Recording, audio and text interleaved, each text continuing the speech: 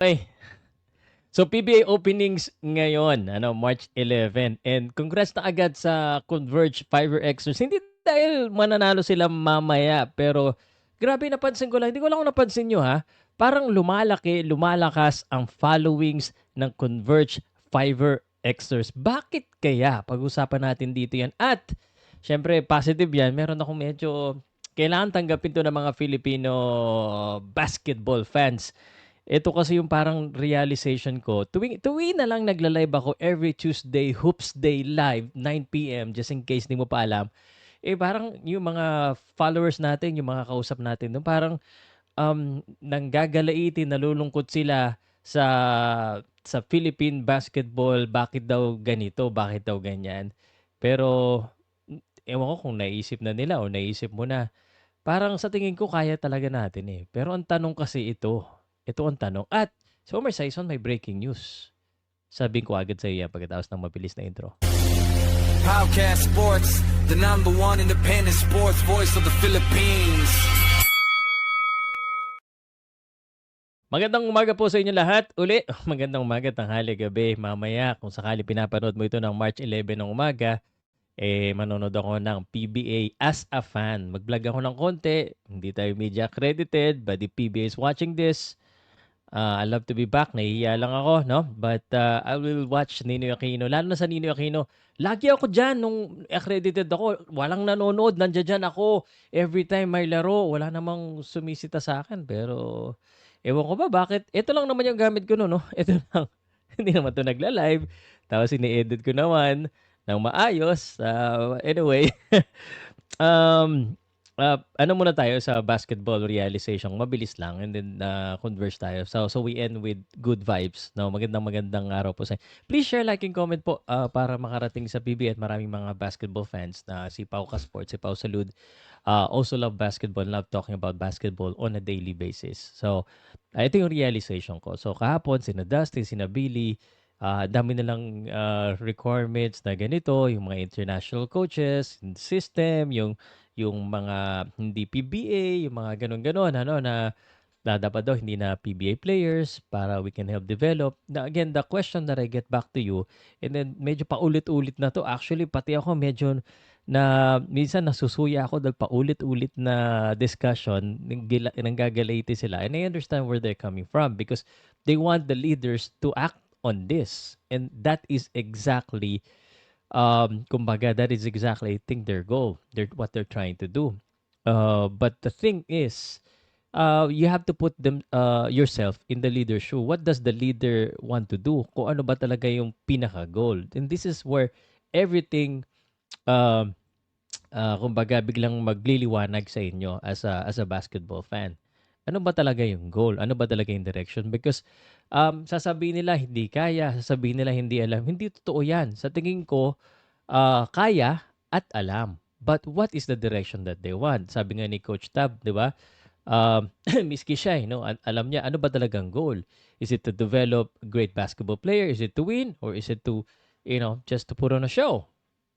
And recently, whether you like it or not, the realization is we're trying just to mostly put on a show for a quick, kasi mabilisan eh. If we want to develop players, then we start from the ground up and develop them. So, na-realize ko na while the fans are somehow correct, the leadership are also just trying to do what they can and, based on the direction. So, yun yung dapat tanggapin natin eh. Like, naiintindihan ko rin si Coach Tim at saka yung mga coach ng Gilas Pilipinas. This is ito yung given sa kanila eh. I'm sure they want to win. Diba? Yan yung task nila. I'm sure the players want to win. But sabi ko nga, how can they win if this is the only available resources, materials, or time for them? So, ultimately, gaya lang sinabi, kailangan natin ng stretch big na or small forward na malalaki. I mean, hindi na siguro question yan kasi aminado tayo na karamihan ng players natin may lahing ibang bansa eh. Sa dami ng Pilipino sa buong mundo na nagbabasketball, imposible hindi tayo makakita ng ganyan. Ginagawa naman ng paraan yan lahat.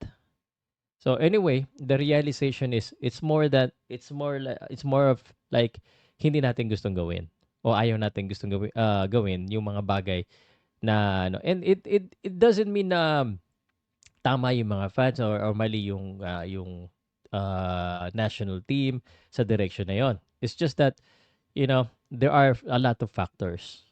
No, and so we can continue to talk about this every day, every time may laro ng Gilas Pilipinas, but that's why it's difficult to be in the position.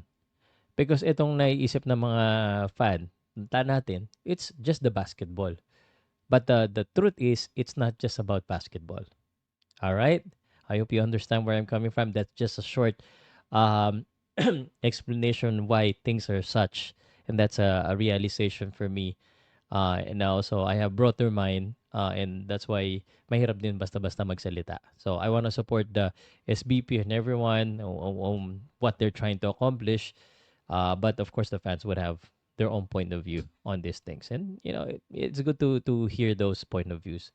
Speaking of hearing the fans, grabe yung Converge, no? Isa ka ba sa nagpa-follow ngayon sa Converge? Ako aminado ako, Hinebra ako, pero sabi ko namamangka sa dalawang ilog, parang nagiging fan ako ng Converge, hindi pa man sila naglalaro. Alam mo kung bakit? Bakit ang mga fans ngayon are very very intrigued sa Converge Fiverr-Xers? Iba yung pagka-build up nila. And yeah, I understand. So there are teams that are like, for example, Rain or Shine, talagang marami ding followers. They're fighting. But, due to the limited resources or materials, sabi nga ni Coach Yang Giao, hindi naman pareho kami ng budget ng SMC or ng MVP group, pero lumalaban sila at talagang pumapalag sila, which is good. That's why marami ding fans na nagpa-follow sa Rain or Shine, pero yung Converge, hindi lang sila pumapalag. As an independent team, as a new team, gumagastos din sila. And that's refreshing. Parang parang nagiging part ka ng revolution. Ako, independent din ako, no? Maraming mga mainstream na hindi gusto sa atin, yung ganito na hindi tayo gusto. Pero it's like when you're part of a smaller group, when you're part of an independent group, it's like you are part of the crowd or the small crowd that's trying to make change. And this is so refreshing para sa mga fans na, may isang team na pumapalag, lumalaban, gustong manalo, at importante gumagastos. They're getting names like Mikey Williams, Calvin Abueva, they're getting NBA caliber import, at nananalo sila. So parang ang nararamdaman ko kasi kahapon nung huling live ko, yung mga fans, they're really, aside from ball na very intriguing, yun yung hinahanap nila, yung Converge, yung parang exciting Converger ngayon na. This goes to show that you need both. You need to have the players, you need to have yung gastos, and you have to be willing to win and sacrifice. And I think Converge has done that. And nakikita natin ngayon yung hype ng Converge sa social media. But again, that's just the first step. Now, the second step is to actually, getting the result. So, will they finally get up the quarterfinals hump? Abot na kaya sila dun sa taas? That's we're about to see. But it's very refreshing, guys, to see a team na pinag-uusapan na nai-excite ang mga fans. Usually, karamihan nai-excite sa Ginebra, San Miguel, sa Talking Tex, di ba? Sa Meralco, NLEX, yung mga ganyan, yung mga teams na alam natin na may mga established followings at saka coming from major companies that really spends in the BBA. So, ako, isa na rin ako sa naging fan ng Converge. And that's why I'm watching them later because I'm very curious how. And I'm curious about Mikey Williams. Is still the same? This is the first time in a while that hindi pa man nagsisimula yung PBA, nagko-cover na ako. Hindi pa man nagsisimula yung PBA, pinag-uusapan na natin. Elimination pa lang, pinag-uusapan natin. This is a good sign. I hope PBA would recognize this and continue with the momentum. But again, I'm happy to help. Hindi ako nagiging proactive kasi alam ko may mga humaharang sa akin. But I will continue to support and watch the PBA, and I will watch Converge. Let me know, guys, nga, kung umabot ka sa dulo, ano bang minutes na to? Magti 10 minutes. please let me know kung excited ka rin sa Converge. I want to know how many Converge fans right now, kahit na namamangga ka sa dalawang ilog, let me know kung nagiging curious or excited or fan ka na rin ng Converge kagaya ko. Let me know guys sa comment section.